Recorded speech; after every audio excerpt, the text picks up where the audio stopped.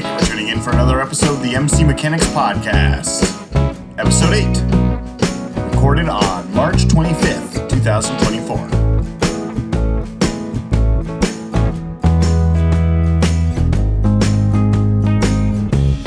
Hey all, thanks for tuning in to another episode of the MC Mechanics Podcast. It's Jeds and Johnny.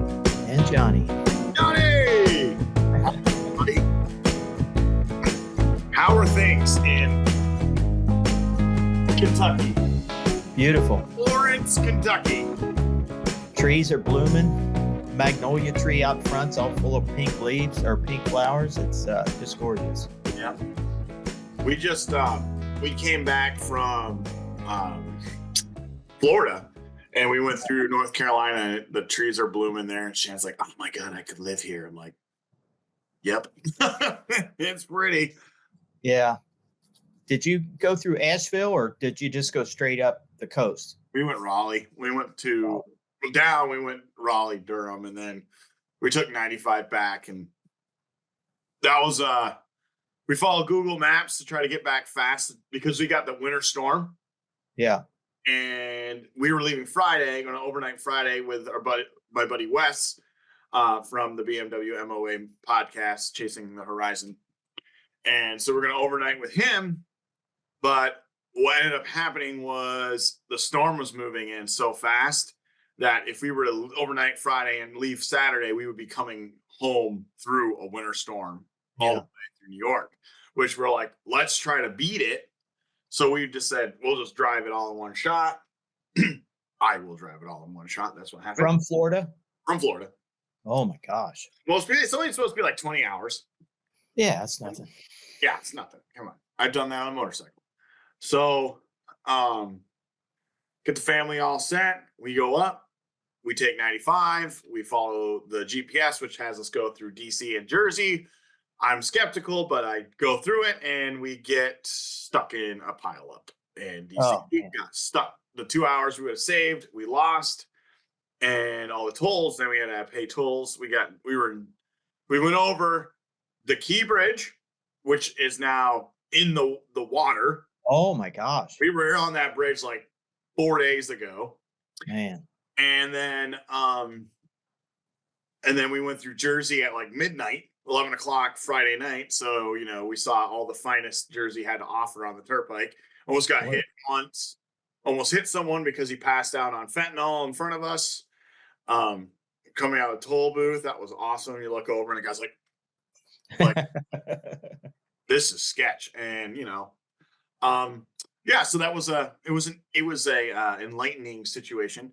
And then we got home, and thank God we got home safely. Did Chan say, I could live here when you went through that? No. The tune changed. And then when we got into Albany, sure enough, we were behind, so it started snowing. 3 inches of snow on the ground as soon as we get into Albany. So we took the back way, Route 40 on New York side to 22 to 22A up to 30 in the back door of Vermont, and all back roads because the interstate was so sketchy because people can't drive in that stuff. That's right. Yeah, that was the fun. But we got home, and then she's like, I don't know, I kind of like it here in Vermont where there's not a lot of people. And I'm like, I'm cool. I'm cool. After that, I was scarred from Jersey. I'm like, I had to take a couple days. Like, I was like, it sketched me out. We had one guy fly by us on the right-hand shoulder as we were like leaving the turnpike. Click, click, click, go on the speed limit. And all of a sudden, boom, this white Jeep flies by us. I thought we were going to get into an accident and die because he was going probably 80. And then he gets off the exit ramp, smoke coming out all four tires. He slams into one of the arrow signs. Boom. And he just gets it all out, and then he just keeps driving. Rips off half his bumper, keeps driving. I'm like, you kidding me? I'm like, is this normal? And then we go down the turnpike again, and sketchy part of town. My wife's freaking out, and there's another Jeep flies by me with no bumper, no corner panels on the back, where he clearly cut someone off and ripped off the front of his car or the back of his car, and there's just these flaps or these floor mats strapped to the car, just flapping in the breeze. And I'm like, this is sketchy, dude. Like, we need to get out of New Jersey. Wait a minute. You just described 4 cars that I passed on the way to work today in Kentucky. So Well, no inspection. right. Well, I think New Jersey has inspections, so I don't know what that says about New Jersey, but Yeah. all I'm gonna You say go is right through it. you yellow platers are freaking mean. Yellow platers. I've never heard that before. I know what they call them in Massachusetts, but I didn't know they called New York yellow platers. So, man, oh man. But you had a good time, sunshine. It was good. It was pretty good. We went down and stayed with, we call them Florida family. Yeah. We grew up, my dad's best friend growing up. So when they grew up, so really close with their family, and we went down and hung out with them, and they had a motorcycle I could use, which I was very thankful to use a motorcycle down there. But I don't know. I would like to take my bike next time, but if we were get stuck in snow again while I'm trailing, like Yeah, that. you don't want to do that. So I was just like, it was nice to ride, but like it's Florida, dude. So like, What's the traffic like? The cars and stuff? Is it? It's actually, Florida's a lot. There's a lot of people like in Daytona Beach, like Volusia County is where we were at. And there's probably, I think there's like 600,000 people in the county, which is the whole state of Vermont in a county. But their traffic is set up correctly. You know, the roads are wide. They're all double lane. There's one-way roads. Everything's all grid. It's really easy to navigate. So, and most people can drive down there. Most people, like you're always going to run into those doofuses. But what we did was we went west towards Alcala for the ride, and there's nothing out there. So it was just like open roads. I mean, there was some traffic, something you'd expect in like Vermont, like on a weekend day or something. Right. You know, and you could see like 3 miles ahead, so everybody's passing, you know, and they've got Tiger 800s and, you know, Ninja 1000s and BMW S1000 XR, and I've got the V-Star 1100. Doing the best she can at 90 miles an hour. Oh man. Like, it sounds like it's going to blow up. It's like, you see any Python speed bumps out there? No. I didn't see any pythons. I didn't see any alligators or anything like that. Wow. So I consider that a good trip. I don't want to see those things. Yeah, my friend lives in is it Port St. Lucie? Is that what it's called? Yep. And, he just said that, you know, the whole area has changed so much in the past 10, 15 years from when he's been there most of his life. He said it's crazy, you know, with the people that are moving in and all around him. So I don't know. It's a big draw. I know a lot of people, you know, who are sick and tired of their state politics that don't want to be in, like, say, New York or California, are moving to Florida in droves. So, right. You got younger folks, and including myself. Like, I know folks that are my age that have moved down there because they can't make a living here in Vermont. And you know, I do okay. I work hard to be where I'm at, but I'm just not like super prosperous, you know. Right. As you know, you lived up here. Oh yeah, I'm grateful for what we got, and we moved back. I probably cut my overhead by half just moving back here. I couldn't believe it. Yeah, I bet you saw like a huge raise in your wallet by just the cost savings of, like, you know, cost of living so much. Yeah, we took care of a lot of stuff before we left, but you know, I keep track of everything for taxes, being self-employed, and I like just looking at the last 4 or 5 years to see what heating and electric cost or this cost or that cost, you know. It's bananas, dude. We spent $800 to fill oil, our last fill, to fill the oil. And we're efficient. Like, we have wood stove. I know people that run through a tank of oil a month. Yeah. Imagine that. It's like, yeah, I just put a heat pump in. Yeah, I put an electric heat pump in to we have oil heat. Yeah. And I was doing probably a tank, a little over a tank, and we keep it pretty modest upstairs. But with the heat pump, I think I put $500 in maybe January, something like that last year. No, I'm sorry, at the beginning of winter last year, and I probably got a third of that left. Wow. So, you know, the electric heat pump really made a big difference. Yeah. And it's funny because, you know, it's a good friend of a friend that childhood friend that put it in, but it's so funny with him talking about how a heat pump works and the reversing valve. And this unit makes more of the weirdest noises you ever heard in your life. Yeah. It, when you come down, it sounds like a bottle rocket going off for no reason. And I guess he's saying the reversing valve is just releasing pressure and letting go. But our temperature is, I think, between 36 and 34 is when it switches to where it's oil heat rather than the heat pump. It makes the weirdest noises when it's kind of switching back and forth, trying to decide, am I burning oil or am I running electric? Right. So, and I, you know, being mechanical, I listen to that constantly. Go, well, this is it. It's broken. That's it. And then that's right. Sometimes both of them run. That's a $3,000 noise. Yeah, that's right. So no, the guy that put it in really treated me good and really helped out. So yeah, you know, it's nice. You know, I do a lot for not really family, but you know people and you get things done. But it was nice that my son knew somebody and connected me, and they really took care of me because of my son. So that was nice. Nice. So that couldn't happen in Vermont. So, you know, no, because your network is not as thick as it is as deep. Right. It's crazy. So how's the 250 running? It's weird. It's just like the Trail 70. This thing sits here for years. Yeah. Okay, I'm going to get to it. Finally, I went, okay, this is the next project. And it just starts coming together. But, you know, Craig, you know, rest in peace. This was his last project that he built from scratch. You know, took it down the frame, rebuilt the motor, put everything on the way he wanted it. And then the project just kind of stopped. You know, he suffered from vertigo like I do, and he just quit riding altogether. And that was probably when I first met him in 2012 or 11, something like that, or 13. I can't remember which one it was. Yeah. And I ended up doing some trading for work for it because he still had 3 bikes sitting in a garage he wasn't riding. And he didn't mind it leaving, but at the same time, I think he wanted to see the project done, you know.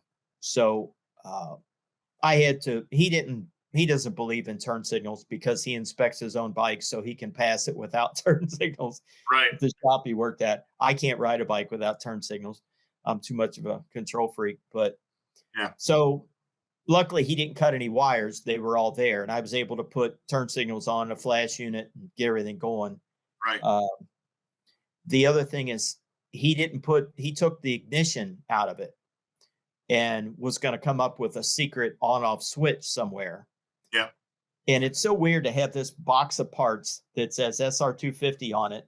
And I'm going through it, and there's a lot of Yamaha, you know, OEM parts in there that have never been opened, you know, hardware and special washers and stuff. And I'm going through this box, trying my best to figure out what he was thinking. You know, I want to honor him and kind of keep in the same mode that he was working in. And I find this push on-off switch. It says China on it, and he would have complained if he would have bought a China switch, but he did. And then I saw a modified ignition wiring where the 2 wires were stripped that would have went right in there. And I thought, okay, this is the switch he was going to use. So I ended up mounting it. It's behind me, but I mounted it back behind the air filter. That's secret though. Hoping nobody knows that if they ever see the bike. But right. But the other kicker that I ran into that he was always talking about this ballistic battery that he paid a bunch of money for it. I remember those little pieces of junk. Yep. And so it'll get up to about 13 volts. And then when you try and use it, it drops down to 8. Yeah. So it wasn't turning it over. And it was weird on the battery tender. It didn't like staying on there or something, but I used it as a bench battery to test things on the bench, and it was great. And he kept saying, I paid a lot of money for that. Make sure that's charged up. Well, I go to use it, and it's, like I said, it drops down to 8. The motor's barely turning over, and I thought, oh no, something's going on, and realized that. So I go online and I find Ballistic. Number one, this is discontinued. They don't make the 4-cell anymore. Yeah. So, folks, if the people are listening, it's back in the day when cafe racers really started coming around. What was that, like, what, 2014, 2015? Yeah. Everybody had to have that 4-cell Ballistic, little teeny, tiny battery, which they all are junk. Yeah, and Ballistic went out of business. Oh, yeah, I wonder why. Yeah. So my problem is Craig's got this very custom perfect bracket that he made that, you know, a rubber strap goes around here and it looks incredible in there. Well, guess what? Nobody makes a battery that small. No. So they make a rectangle one off of like a KTM 250 that will work. This was $120 when it was new. Yeah. And the KTM batteries are $115. So I wasn't mentally prepared for that, but I got to figure it out. Are the KTMs lithium? Or are they lead acid? No, they're lithium. All the ones that I looked up for lithium, it seemed like all the small ones said this will fit a KTM. And so you can imagine with dirt bikes, they're jumping and flipping and everything else. They got to be, you know, lightweight and special. Right. So I'll just have to bite the bullet and do that. And then the other thing, Craig, bless his heart, he took the gas tank and the gas cap was over here and it was the flip top. Right. So he cut out a threaded connector from some Yamaha dirt bike and brazed it in, as you can see, and put it in the center. So it was his custom touch. Well, he ordered a gas cap and it's somewhere in his house, in his Retha, his widow wife, is trying to find it for me. Craig couldn't find it when I picked up the bike. Well, I ordered another gas cap off of eBay. It didn't fit. So now I'm waiting for a second one to come in. Oh. And, you know, he told me the bike that it was on, but when I look it up online, it doesn't seem to fit. So I'm either going to take it to a Yamaha dealership and one guy twisting caps. Yeah. One guy's got a lot of vintage collection up there, and I'm going to see if he'll let me try it. But then I'm obligated to buy probably a $75 Yamaha OEM cap when I do that. But I'm exaggerating. Right. So I guess the next step, if that doesn't work, is find another tank for it. Yeah. So and you lose about a quarter of a gallon on your Phillips now because it's in the center. Yeah, that's right. That's right. So, and my Hodaka gas tank won't fit on it, so that's sad news too. So I got to figure out something. That's wall candy, anyways. Yeah. But I've got a shorty muffler ordered for it that's coming in tomorrow. Oh, you're gonna take off the bazooka? Yes, bazooka is being cut and shortened, and I bought another one for a parts bike, you know, a year and a half ago or whatever, and stripped it down and threw everything away. And I happened to keep the exhaust that a guy put exhaust wrap on it and then put a slip-on muffler on it. And I thought, well, I'll put that on to try it to see if it'll start. And the video I sent you was starting super loud. I mean, and I think all the videos I've seen on these things, 250 single, they're all loud. Yeah. And, you know, and I don't want stock on it. So I'm hoping this muffler that comes in doesn't make it too bad. What are you running for? What did you pick for a muffler? Like a nice, like MGO reverse? Yeah, it's a cone, reverse cone or whatever. And it's probably about 17 inches long and it's black. Yeah. They're what? They're loud. Oh, great. I mean, make sure. So like some of them don't come with fiberglass. So just make sure you have some muffler fiberglass. I'm guessing you do. Yeah. Yeah. I have one from another bike. Yeah. So, and it's black because there'll be no chrome on this bike. So that I thought that would be better than getting stainless or chrome. Yeah. But I like it where you put it in your wish list and it's sitting there and then you decide, all right, I'm going to do it. You bring it up and for some reason they drop 15%, 20% off the price right when you get ready to order it. I'm like, well, this is meant to be. Right. Yeah. So I keep them in, and eBay will do that. Like if you look at something and like the seller's offering you 15% less. I'm like, oh, or it's like 3% less, and it's like, nah, nah, sweeten the pot a little more. And then, Yeah, that's right. So I cut the foam seat down. I didn't want to try and make a seat from stock, so I cut it down as low as I could. It had the cruiser 2-tiered seat, yeah, and I'm getting ready to recover that. Um, and then there's a technical bulletin on these things where you've got to put a roll pin inside one of the shafts where the oil transfer is yeah. and I guess it robs all the oil and goes through the shaft too much and it robs it from other areas. So you put this roll pin in to reduce the volume so the oil will get to other areas, I guess. And I thought it was funny that Craig never heard of it, but being at a Yamaha dealership. But Right. there's definitely an official bulletin out on it. Interesting. That makes sense. I mean, unfortunately for Yamaha, and I will say this about vintage Yamahas, they didn't really start becoming super reliable until like the 90s. The only Right. ones that I could think of was the XS 1100, which was a tank. And that was Right. designed to be a tank because they raced them. But everything else, Well, besides triple your means triples, power. they ran loud and barely. Yep, that's right. So I don't know. I'm curious. Me with all the miles I rack up each Oh, yeah, year, this I thing know. will probably last 3 lifetimes. So, Right, that's right. That's right. but the family's pretty excited. I got the older grandkids and my son's going, when you get it ready, when can I ride it? So Yeah. Yeah, it's a pretty good excited. bike for sure. Those little 250s, and they're actually pretty nice. This SR250 is a nice 250. Like a lot of bikes from that and vintage are just wickedly underpowered. Like the GS 250, that's a joke. I don't know if you Yeah. ever. There was heavy Yeah. as a 450, but they were a 250. They could. It's the same 2-cylinder engine, but like the pistons are this big. Right. But it's the same block Yeah. as 450. Doesn't make sense. That 250 Nighthawk I had that I got from the friend of mine up in Vermont. Mhm. I kept it long enough to kind of ride it, and it was in great shape. And it's a great beginner's bike, but it's like 0 to 50, 55, and you're done. Yeah. It just seemed it could go faster, but you're just like, well, here we It are. could go faster if you lost 50 pounds. Like that's how it Yeah. was with my CM 180. Like it Yeah. probably would go 70, 80 miles an hour if I weighed 110 pounds, Yeah. 50 pounds, but I don't. But Right. yeah. No, and even those, and that's your Nighthawk 250, which are cool, awesome little bikes. It's derived off the Rebel 250, but Right. you're right, they're not that great a bike unless you're a really small person. Yeah. Because the engines are they're like this big.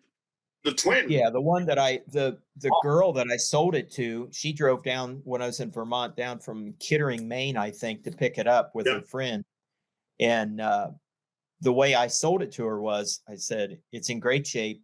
I think I got like $1,400 for it. I said, it's in great shape. Yep. And I said, you're going to learn how to ride it. And within a year, you're going to want a bigger bike and you will get $1,400 for this bike next year easily. Yep. And I think I contacted her like an old gray haired creeper. Yeah. I contacted her and said, hey, how's the bike going? Show up at our house like you did with me. That's right. I said, how's the bike going? She said, great. I'm getting ready to sell it. I've got a Honda 360. I'm turning into a cafe bike. You were right. So I want something bigger. But yeah, you can't go wrong with those things. No. So I don't know. Do you have any interest in this CV 450 that I'm sitting on? All these parts and stuff? Probably not.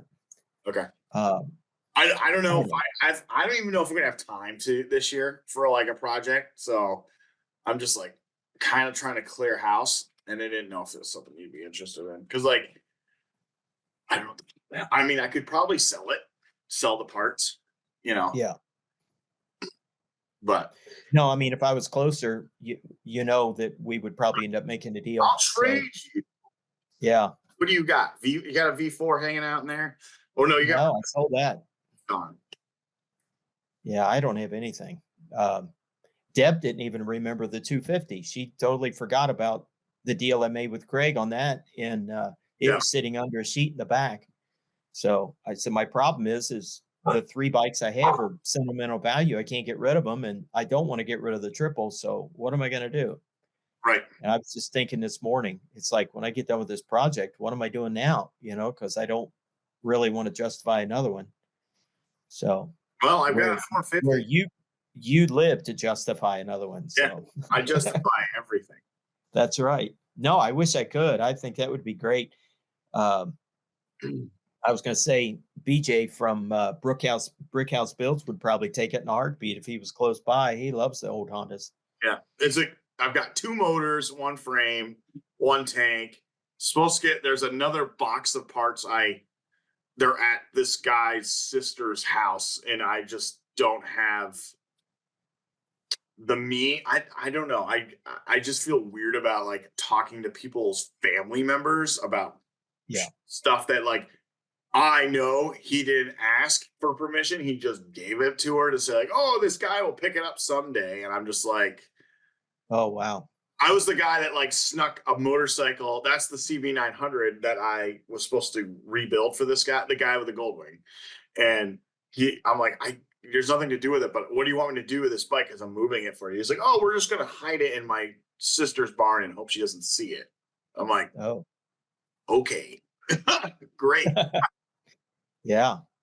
Hope she's not a subscriber. Yeah, well, I hope not. She might be, so she can find it, and I'll come back to an old rusted out CB900 with no brakes and no Yep, suspension. that's right. Only has compression in 1 cylinder. Yeah. Well, you've owned a couple of bikes that you've sold and stored and then sold again and then stored and sold again. Yeah. So Yeah. I was in the middle of that. Yeah. I guess that, that was, I was what, 2015, 2016. I had a Honda. What was that thing that was a Nighthawk 450, right? Uh, oh, yeah, it was a Nighthawk.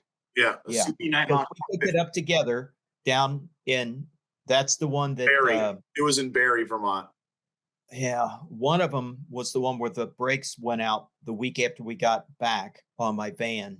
And we went down that steep hill and I'm slamming on the brakes. And the next week, the brake lines went out in the truck. Yes. That's like you going across the bridge and then it falling in. Right. Uh, Right. you worked on it. You bought the expensive carbs for it. Yep. And then a friend of my daughter's was looking for a bike and he had that Kawasaki 1000 that you wanted for some ride, almost similar to what you're doing now, Yeah. the under 500 cc, and The made the yellow deal. 1000? Is that what it was? A what? Was it yellow? I think so. Yeah. It was heavy and ugly. AZ 1100 shaft drive. Yeah. Yeah.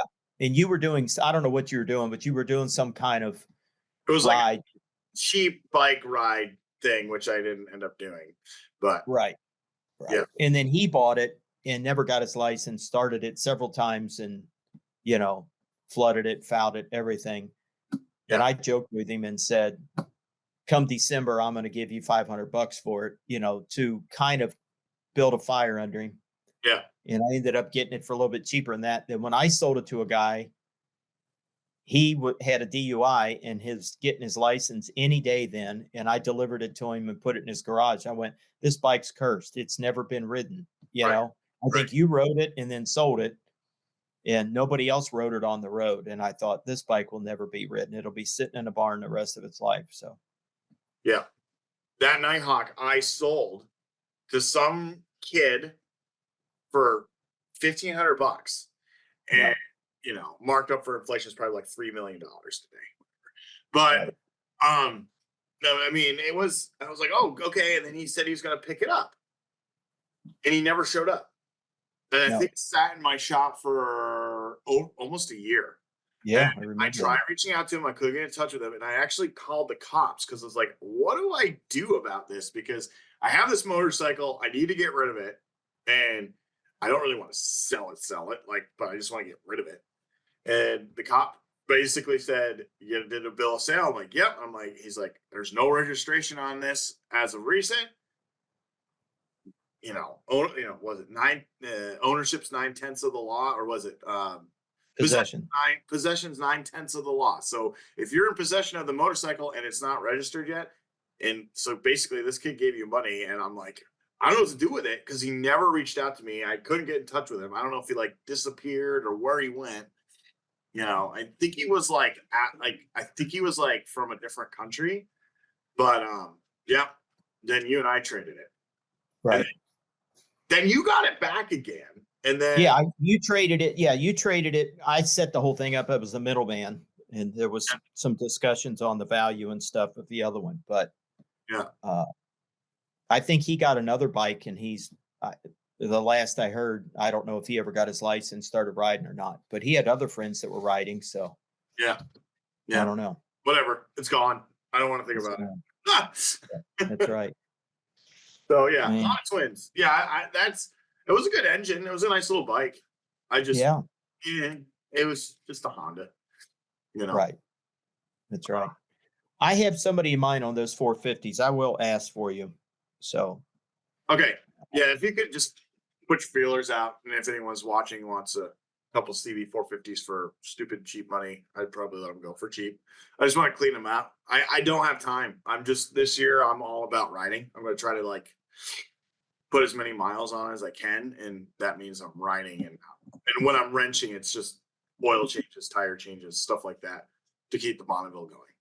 So yeah, just don't quote me a price on the podcast so I can put my 30% on it. No. Cheap is relative. Yes, that's right. Cheap could be $3,000. That's right. Some people could. Depending on who you are. Yeah. So wow. Yeah, and I've got I picked up the Honda Element. Oh, you did do it. Well, I did buy it. Yeah. Cheap. It's not a runner though, right? Did it It stop? runs. It runs. It has no bumpers. Ran when parked. Yeah, it runs. It moves, but tires are shot.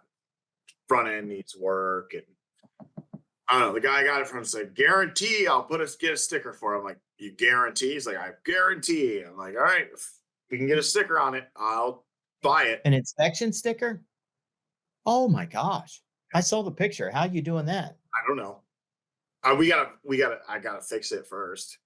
But yeah. Oh, yeah. I thought you already had parts sold on it. I didn't know what you were doing. No.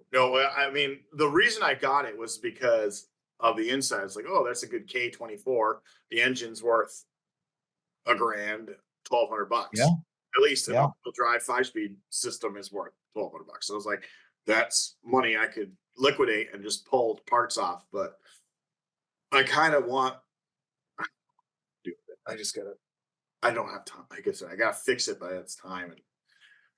There's a lot of videos on YouTube, and Eric, the car guy, is the Honda Element specialist. He's really good to listen to, and he's local here in Cincinnati area. I haven't met him yet, but he's really good with elements. So. Oh, really? Yeah. Yeah. I'm gonna see. I'm willing to bet that it's, once you get it back up and running and I drive it down the road, then it might have a shimmy or shake, which means the all-wheel drive system needs bushings, which means you need to basically replace everything. And in that case, I'd just get rid of it. And use I really bought it for the engine and transmission, to be honest. Right. I just wanted a K24. So. Right. We loved ours. It just needed a ton of work and we were done. Yeah. So I think it had 180, 190,000 miles on it. They don't get very good gas mileage. They get 24, 25 on the highway. It just really cracks me up. Yeah. And probably 18 or 20 around town, but it's the Swiss Army knife of cars. I mean, it could do anything. And well, that's kind of what I wanted it for, is I can pick Willa up with it. I can keep miles off the Subaru, and then you can throw motorcycles into them. Yeah. So there's people make micro campers out of them. Yeah, I saw that. Passenger seat goes all the way forward and back. It just cracks me up what they do with it. Mm-hmm. So. Yeah, I was also thinking, like, since you have no inspection, I could just sell it to you if you want. Yeah, there you go. I can buff those scratches out. Trade it for a triple or something. Yeah, something. Man, that's crazy. Yeah. Well, I'm trying to switch over. This is not really motorcycle talk, but I'm trying to switch over from a work van to a pickup truck to work out of. And it is the hardest thing for me to get things done, uh, because I'm just so used to having vans for the last 4 vehicles. Yeah. Now I've got this truck and I'm making these pull out drawers out of plywood and a Yeah. sled on the top. And it's just, I don't know. It's hard to work all day, then come home and then try and be creative and make this thing work. But Right. Shade I'm tree. about halfway there. So I've been following a lot of YouTube videos on how to make these drawers, and everybody's got their little 2 cents they're putting in it. So Right. Right. Yeah, because they're doing it the right way and the other guy's doing it the wrong way. that's right. That's right. I understand. But it's typical of me to dive right into it. My ADHD, it's like I start and I'm like, maybe I'll design it this way rather than that way. And then about halfway through, no, I think I'll do this instead of that. And it's just crazy. Yeah. So I'm getting there little by little. Yeah. So So you got a pickup now? yeah, I'm still not driving it very much yet because, it's just an extra vehicle out there because I don't want to throw a handful of tools and go to a job. I've got to have everything, you Right. know. Yeah. Uh, Normally, I have my micro screwdrivers all the way up to my jackhammer in there. So Yeah. Yeah. you got to have everything just in case.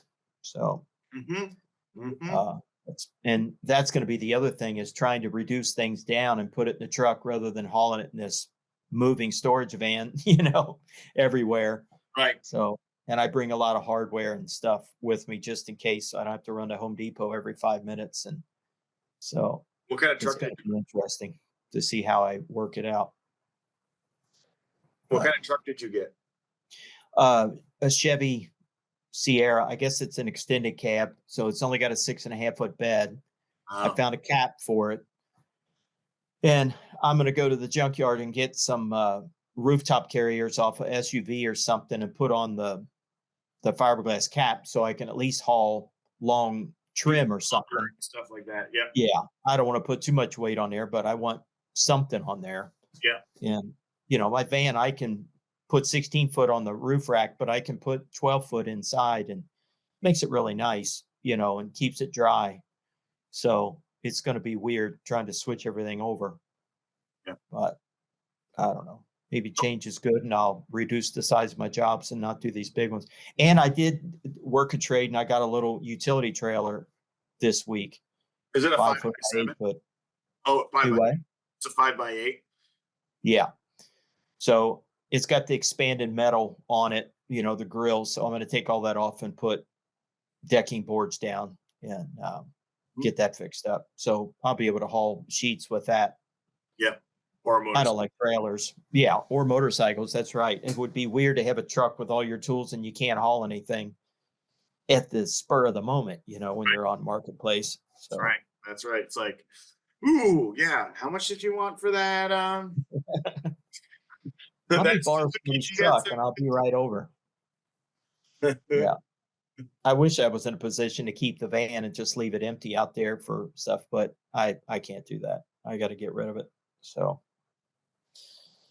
but I don't know. So the Bonneville, I watched the Bonneville video the other day, and now my algorithm is being blasted with T120s now. Everybody's, doing reviews on them, and it's the greatest overall bike there is, and This and the everything. other. Yeah. Yeah. I know. It's so funny. Yeah. I'm on the T120 Facebook group, and it's just funny. They're good guys. I give them a shout out. They're just so ambitious and so excited and happy about their motorcycles and Oh yeah. building them their own way. And then you got the guys that are like gloom and dooming it, and I'm just like, welcome to owning a Triumph, boys. Like, you gotta fix it, and if you don't want to fix it, then you probably should buy a Suzuki. What else to say? That's right. But That's right. it's a nice bike. I was, like I said, today I'm back as soon as I can, as long as I can do it because it's warm enough. I'm doing 100 miles a day again, and I went for my 100 miles today on the Bonneville, and it's such a gem of a bike. It really is. It's just a good bike. Yeah. Uh, That's something else. yeah. We've had a lot of wind the past couple of days, but it was cold, nowhere near as cold as you guys. But my schedule hasn't allowed me to ride for a few weeks, but I'm hoping within the next week.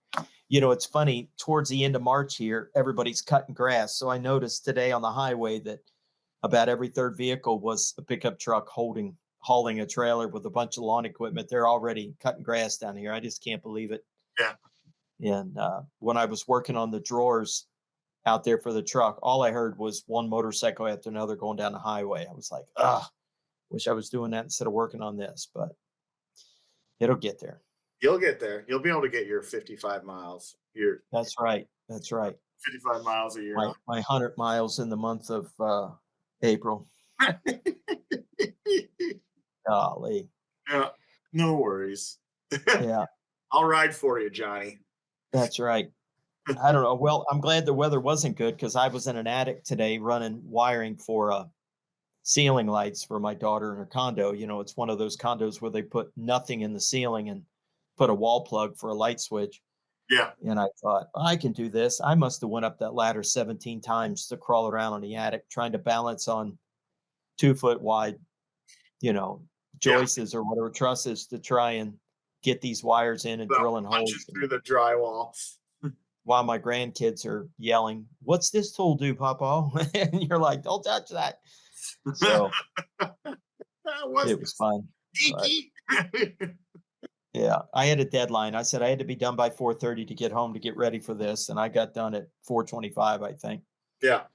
I was late, but I was like, because when I was doing my loop, I was like, at 88 miles, it's like, can't go home yet.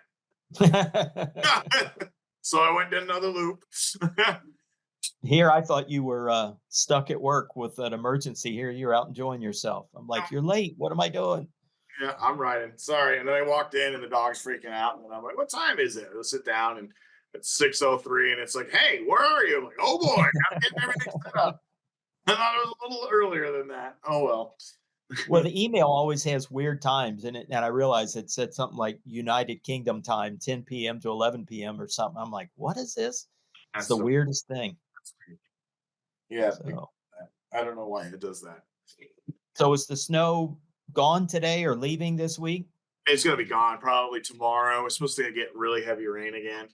So it should be gone. It's definitely reduced a lot. We had probably about 2 feet, and then it's probably down to like 3-4 inches left. It's like all back. Yeah. It was up to the dog's butt, up to her belly, over her belly. And now it's like she can walk all over the yard, and it's maybe a couple 2 or 3 inches. So I bet it'll be gone tomorrow. I think it's supposed to warm up and rain. The rain kills it. Yeah. The wild onions in our yard are about that tall. So I saw them the other day. So yeah, the wild onions. Yeah. Something else. Yep. So well, it was good to catch up. I know it's been a while. Yeah, I know. And, I'll try to make this happen a little more often, but life happens. At least we're back on some kind of regimen, Johnny. That's right. We're talking and getting content up. So yes, that's right. I'll try and get this 250 going and make it look pretty. Yep. Break some other stuff. It's lawnmower season, so I'll be trying to get all that cleaned up and ready to go. Awesome. So yeah. Awesome. All right. Well, everyone, thanks for tuning in. If you like what you see, make sure you like and subscribe. You can follow us at jedsmoto.com, or we're on Buzzsprout. Is that what it's called? Yeah. Buzzsprout. And then, or wherever you get your podcast. We're available there too. All right. Well, thanks for tuning in, and we'll see you next time. We'll see you.